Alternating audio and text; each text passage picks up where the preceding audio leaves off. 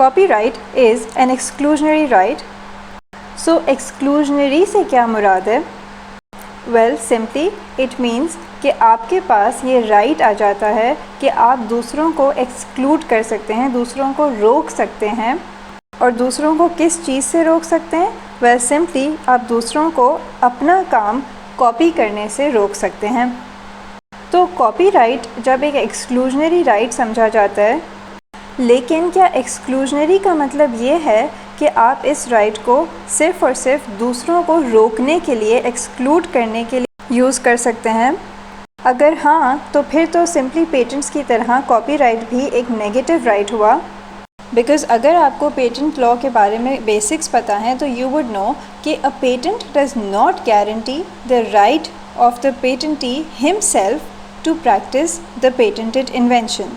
यानी कि patent is simply a legal right which is giving you a negative right, that is to prevent others, यानी आप दूसरों को रोक सकते हैं from practising the patented invention.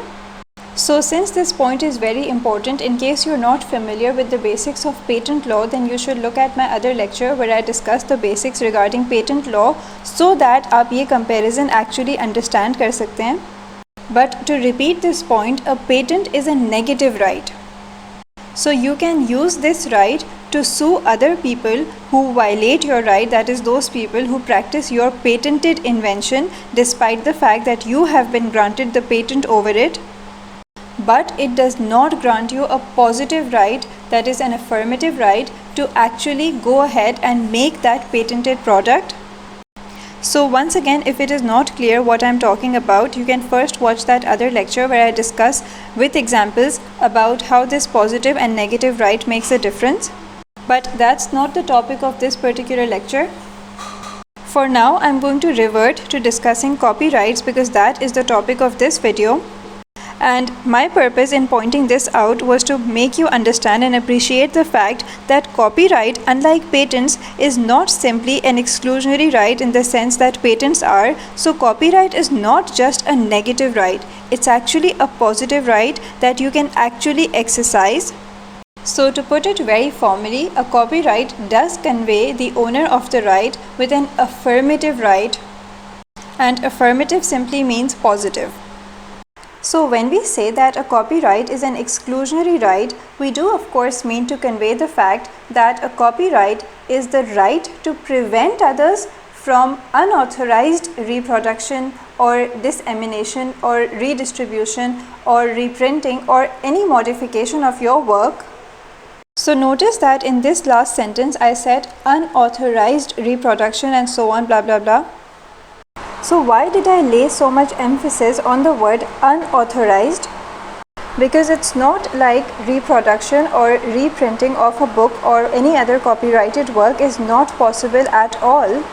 But the authority to allow this reproduction only lies with the copyright owner. So basically, while on the one hand a copyright gives an exclusionary right to the owner to prevent others from making copies of their work or distributing them, but at the same time, on the other hand, it also allows, or you can say it also grants the owner of the copyright with the exclusive right to make copies and do other things with that work. And I will mention what other rights the copyright owner gets. But simply, for instance, the copyright owner gets the exclusive authority to make copies of his work.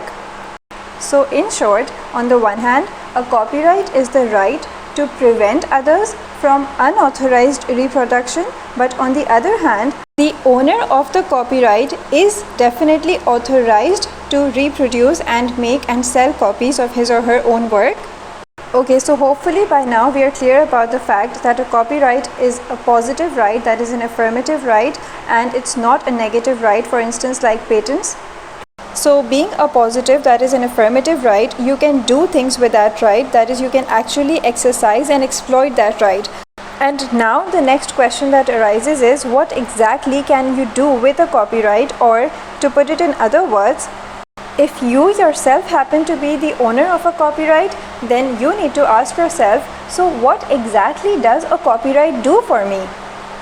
Obviously, you need to know what exactly can you actually do with that right, other than the fact that obviously you will be very happy with the fact that being the owner of the copyright means that you have the exclusive right, that is the exclusive power which you alone can exercise and nobody can, unless of course you grant a license to somebody, for instance, or you assign that right to somebody else, which is something that we discuss in another lecture. So let us first be very clear about the fact that the primary and the most important right which is held by the creator or the owner of the copyright is basically what we have been highlighting and discussing so far. That is, first and foremost, the right is the right to exclude others from duplicating your work. So to this extent, it's merely a negative right. But other than the fact that you can stop others from copying or duplicating your work, you can also exercise the right yourself. That is, you can actually yourself freely make as many copies of your work, sell them, and you can even allow the performance of your work. For example, if you want, you can allow somebody to prepare a script based on your novel, for instance, and then that can in turn be converted into either a TV series or maybe a movie. And if instead it's maybe a painting or any other artistic creation, for instance, then in that case maybe you can allow the display of that particular creation. So being the owner of the right gives you these affirmative rights, that is, you can actually do all of this with the right, that is the copyright. And just in case you're still not clear what I meant to say by all of this, so I'll just repeat this particular point, that is, copyright owners have the exclusive right to do or to allow others to do the following. Number 1, to reproduce, that is to make copies of their works either publicly or privately. Number 2, to adapt their work, that is to prepare additional works that are derived from their copyrighted work. And this is basically the topic of derivative rights, which I do talk about in another lecture. Number 3, to distribute, that is to disseminate copies of their works. And by the way, distribution or dissemination of your work is one very important right. And number 4, to perform your work. Like I just said, perform work publicly means it could be at an open location where the work is performed publicly, or it could even be a personal performance that is in private, maybe in a family gathering or some sort of a social gathering. And number 5, to display their work publicly. By the way, this is not an exhaustive list, but these are the 5 main rights that you can exercise and enjoy once you are the owner of a copyright. And like I said earlier, you need to listen to that other lecture where I talk about derivative rights, because that topic is related to this particular topic that we just discussed.